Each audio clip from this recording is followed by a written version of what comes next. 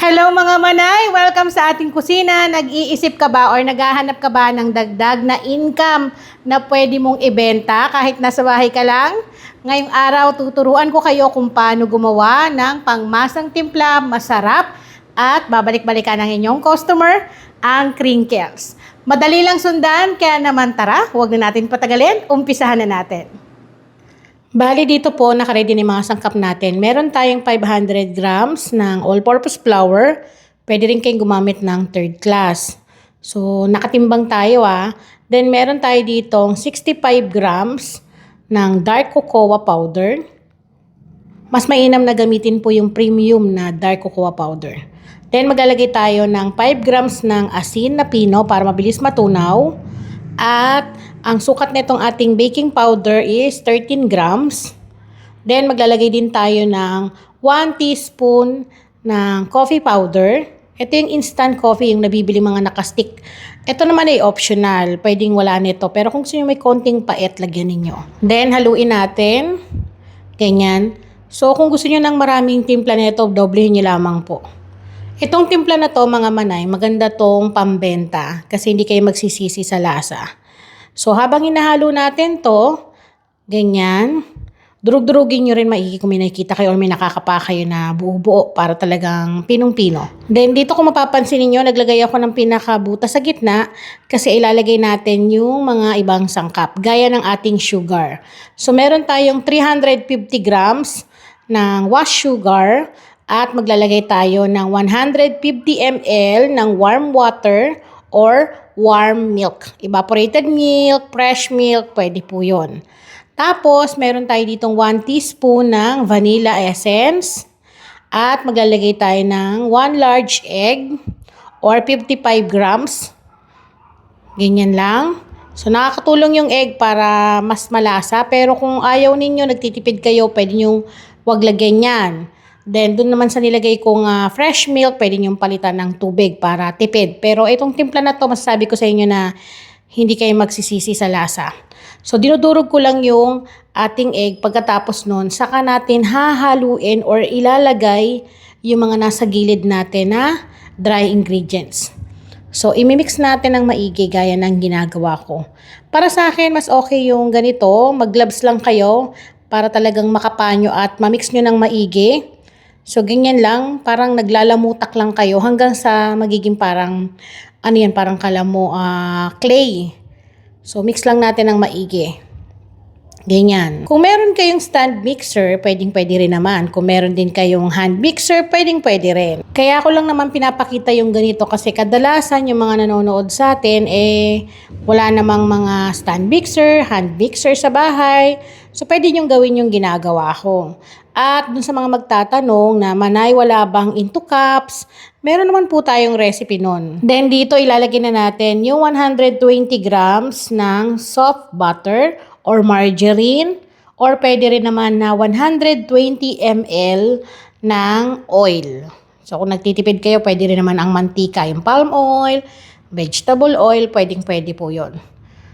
So massage lang ulit natin or parang naglalamutak tayo ng ganyan hanggang sa makita ninyo na talagang wala na tayo nakikita na dry ingredients. Then, sa mga magtatanong na mga manonood na manay, wala bang naka-into cups na recipe nito? Meron po, tignan nyo lamang po yung mga video ko, meron tayong naka-into cups na crinkles. So, kapag ganito na, kita nyo, makinis na, as in smooth na, pantay na rin yung kulay. So, eto hindi na kailangan pang ilagay sa chiller. Rekta, pwede na natin tong i-bake. So, kailangan natin dito is yung ating powdered sugar. At dahil nga pang negosyo to, mas mainam na titimbangin po natin para pantay-pantay ang sukat at laki. Sukwa lang kayo ng konti. Bali, 15 to 16 grams yung kailangan natin kada isang piraso. So, napakadali lang neto. Ididip nyo lang or pagulungin nyo lang sa powdered sugar. Ganyan lang. Pero kailangan dadamihan ninyo para talagang maganda yung pagkakrak niya kapag binibake. So, ginagawa natin yung pagtitimbang pag mga ganito para po kapag gumagawa kayo, may kita nyo kung ilang piraso yung nagawa sa 500 grams At the same time, mabibigyan nyo talaga ng tamang costing kung magkano nyo ibibenta. Pero dito sa ating recipe, hindi ko kayo mabibigyan ng tamang presyo kasi unang-una, hindi pare-parehas yung mga nabibili nating sangkap sa market. So dito nga pagkatapos natin mapagulong sa ating powdered sugar, lalagay na natin yan sa ating mga tray kung saan dito natin siya ibibake. Ganyan lang. Lalagyan nyo po ng patlang para hindi sila magdikit-dikit. Hindi na rin ako nagpahid dyan ng oil sa ating pan kasi madali naman yan matanggal. Bali nakagawa nga pala tayo dito ng 83 pieces ng 15 to 16 grams ang timbang. Isa lang sa oven na ang init ay 180 Celsius ang init ng 5 minutes lamang.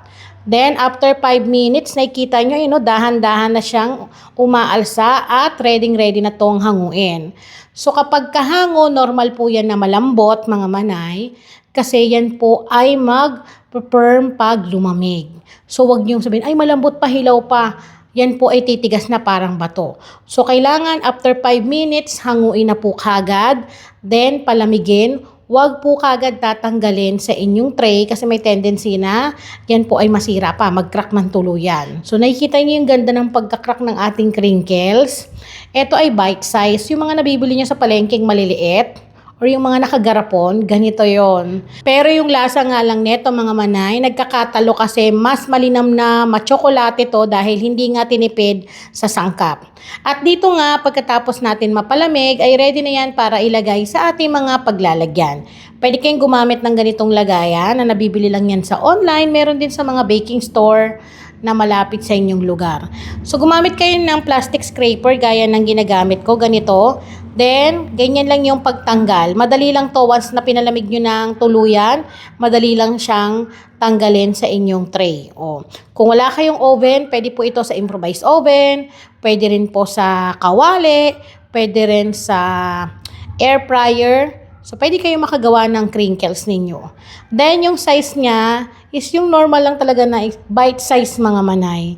Yung mga anak ko, pinapapak nila to. Kaya, itong ginawa ko ay pan-stock sa bahay para pangkutkot na rin kapag lalo na nanonood ng mga movie, di ba? Minsan naghahanap tayo ng mga kutkutin kasi yung ganito is tumatagal po talaga. Hindi siya ganon kabilis masira. Pwedeng pang-stock, pwedeng pambenta, at lalo na sa mga naghahanap ng pang-negosyo. Pwede niyong lagyan ng ganito. Bigyan ko kayo ng idea. Pwede kayong bumili ng mga ganitong label.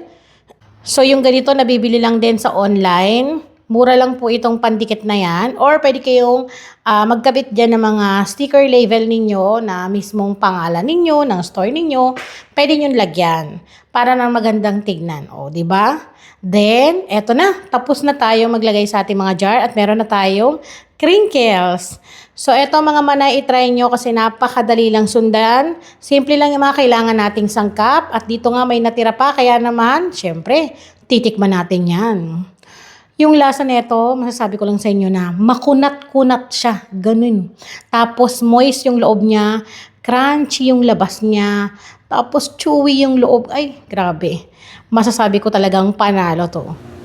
So, ayan mga manay, di ba ang dali lang ng mga sangkap na kailangan natin? At alam ko, pwedeng-pwede nyo tong pagkakitaan. At hindi lang yan pwede rin talaga tong pang-stock sa bahay, pambaon ng mga chikiting natin. Makakaiwas na tayo sa pagbili sa labas. Tayo pa ang masusunod sa timpla na nais natin. So ayan, muli ako po ang inyong mariskating nanay. Magkita-kita po ulit tayo sa susunod. Kaya naman, itry nyo na to. Malay mo, pwede mo na pala tong pang negosyo.